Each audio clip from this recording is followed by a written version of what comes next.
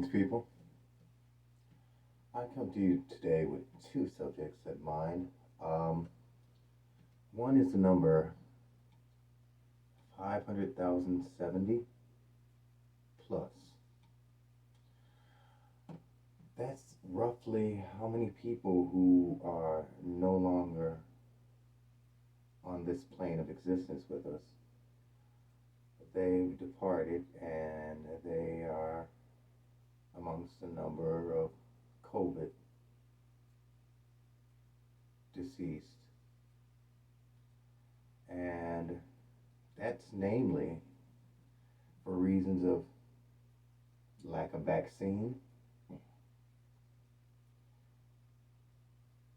improper use of PPE, and just non use. How hard is it to wear a mask?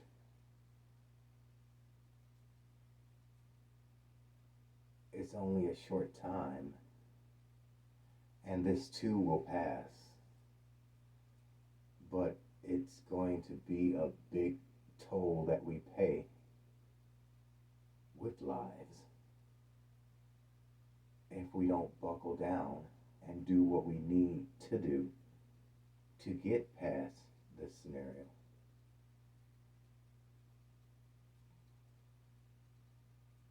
A half million people, over a half million people, since February 2020.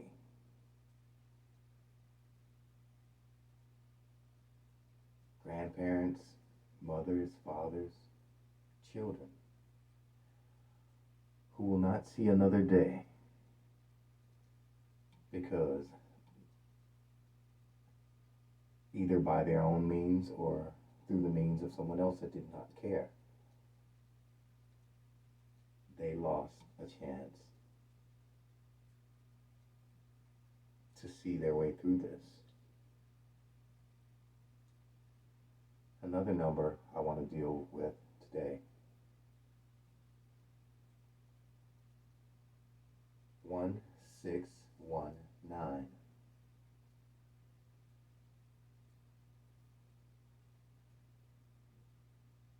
Doesn't ring a bell? How about 402? Oh, 402 years. Well, 1619. That was a point of reference to which slavery was established here in the Americas. That would ring in the year of 2019 as the 400-year mark, and now we're in 2021. Let's say 402 years slave. And most of us are still trapped in that, and I say us by humans, are still trapped in that mode of American slavery. Sure, we're not running around in physical chains for the most part. I'm not talking about incarcerated, but we're walking around in mental chains. Here's a prime example. Human beings, whether they're wearing one of these, whether they're wearing a badge, whether they're wearing a robe and sitting behind a big desk with a nice little hammer to slam down on the desk, no matter what we're established as in society, the fact of life is we're all human and we're all not perfect. If we were perfect, we wouldn't be roaming around here. But since we are perfect, way perfectly imperfect, we have to know that we are going to do things wrong.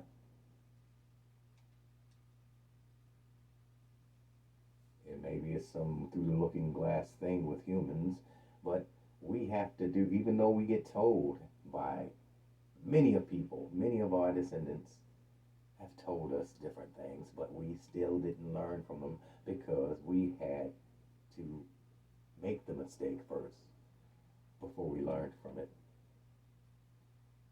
which is a mistake that we're making now with this pandemic. That human flaw will be with us until we are purified, until our Father comes back here, until we are sanctified and there will be no more sin. But while it's here, what you need to do, what you should do, and what you should definitely pray on is how to temper your regular thoughts of vengefulness with mercy and understanding. Here's a prime example. 402 years, black women and some men have worked the fields, gotten beat, raised their kids, made sure their kids were not getting killed, make sure they weren't getting sold off, make sure they were not getting murdered, and still had time to get raped by the master on a daily basis. And yet they still taught their children, because that was their responsibility as, what is that title? Parents. Now, this just happened last week, and it kind of took me by surprise because I don't know why police officers are looked at as something above human, above mistake making, above flaw. They sin behind a badge just like we all sin. But we're not talking about police right now. We're talking about something far closer to home, to where it matters in life, because it is our future. It is our children. Are we alone? Yeah. If you're gonna call me out, I'm gonna you up. The unfiltered conversation caught on camera Wednesday night among the Board of Trustees with the Oakley Union Elementary School District. They don't know what we Right. do behind the scenes, and it's really unfortunate. Exactly. They want to pick on us because they want their babysitters back. Right. Right. One moment got big laughs after a member spoke about parents using marijuana. My brother had a delivery service for medical marijuana. The high clientele were parents with their kids in school. The candid discussion that lasted several minutes abruptly cuts off when they realize they had an audience. Oh.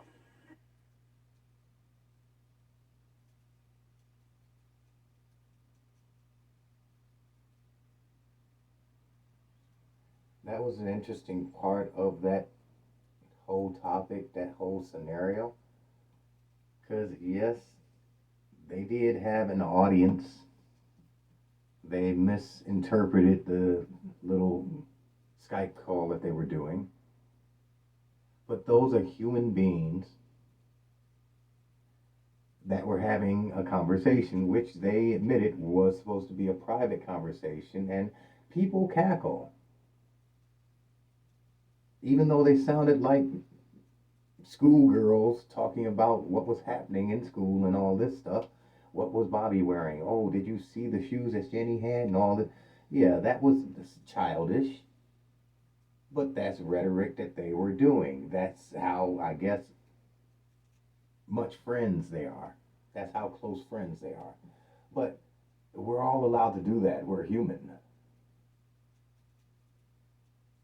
There are many aspects of life where you're supposed to rise above certain things, and people are called to the rise above those things. But they were being candid behind the camera, per se. They did not know it was going live. The one teacher who was talking about his brother being a marijuana, let me get this in line, marijuana deliverer. Now, dude, your brother's a drug dealer, and you put him out there, so call it what it is. A spade's a spade. There is no delivery of medical marijuana. You have to come in, flash your $200 card, your $200 signed card, and then you get approved. I cannot go out and send for liquor because they can't not prove I'm the age that I am. So that has to be handled. Yeah, there is no door-to-door drug salesman except a drug dealer. So clearing that part.